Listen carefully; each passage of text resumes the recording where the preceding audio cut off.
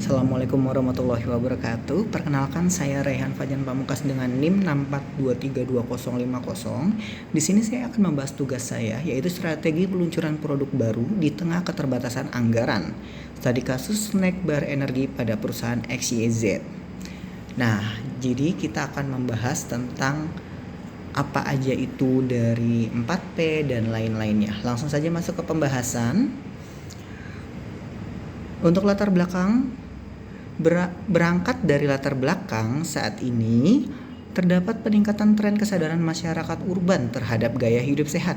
Perusahaan XYZ yang telah memiliki rekam jejak 10 tahun di industri makanan sehat ingin menangkap peluang ini dengan meluncurkan snack bar energi. Namun, ada tantangan besar seperti persaingan yang ketat, kesadaran merek produk baru ini masih nol, dan perusahaan memiliki keterbatasan anggaran promosi. Oleh karena itu, presentasi ini akan membedah bagaimana strategi STP dan bauran pemasaran 4P diracik untuk mengatasi hambatan tersebut secara efisien. Selanjutnya di sini ada kendala utama peluncuran, yaitu ada iklan pemasaran ketat, keterbatasan finansial, brand awareness 0, ancaman 1000 tir. Ini masih dari yang tadi ya. Selanjutnya ada STP, statement ini. Yang pertama, mengingat anggaran yang terbatas, kita tidak dapat menargetkan pasar secara terlalu luas. Secara spordies, segment domination dikerucutkan pada usia produktif 18-35 tahun. Spesifikasi pekerja kantoran urban dan mahasiswa tingkat akhir. Secara targeting, fokus utama pada fase awal peluncuran adalah komunitas olahraga amatir. Ada juga dan pekerja kantoran di area urban. Kelompok ini memiliki urgensi tertinggi terhadap nutrisi praktis penundaan lapar, on the go nutrition. Nah, pertama ada analisis SWOT.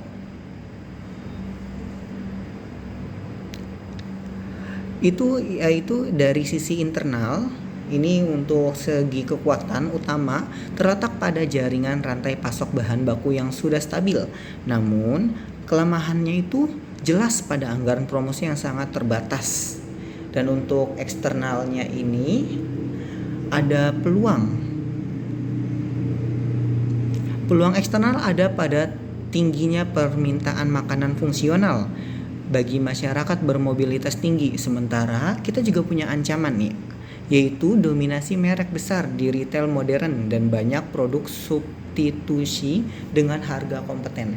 Jadi kita ini masih produk baru, jadi pasti persaingan dengan brand-brand yang sudah mengeluarkan lebih lama lagi pasti agak sulit, tapi disitulah tantangannya. Di slide berikutnya kita masuk ke bauran pemasaran.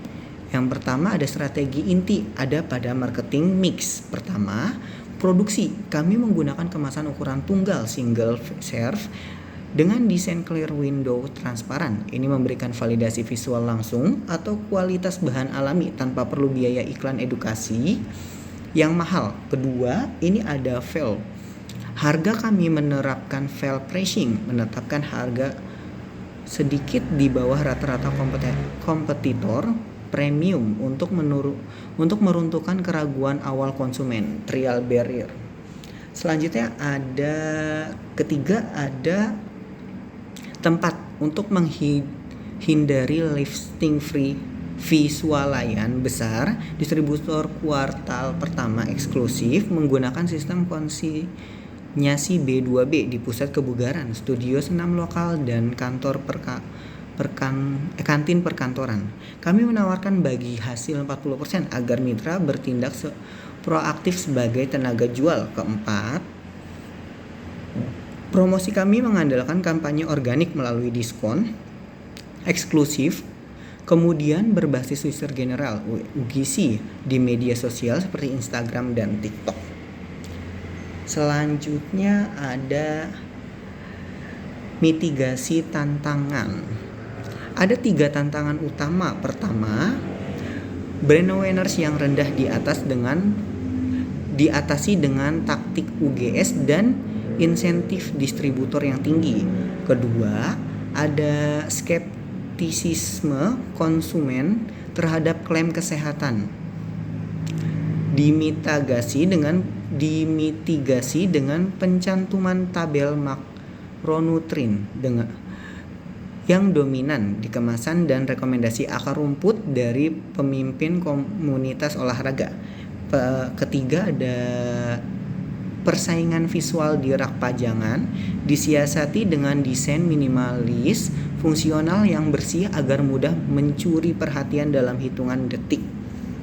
Di slide selanjutnya ada evaluasi keberhasilan untuk kuartal 1.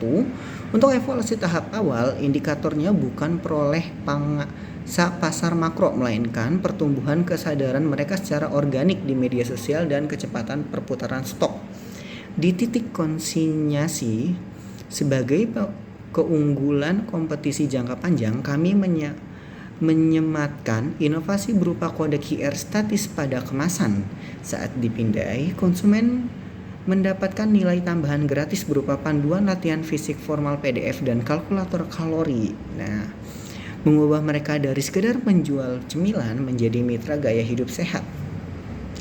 Di slide 10 ini kita ada inovasi pemasaran ya.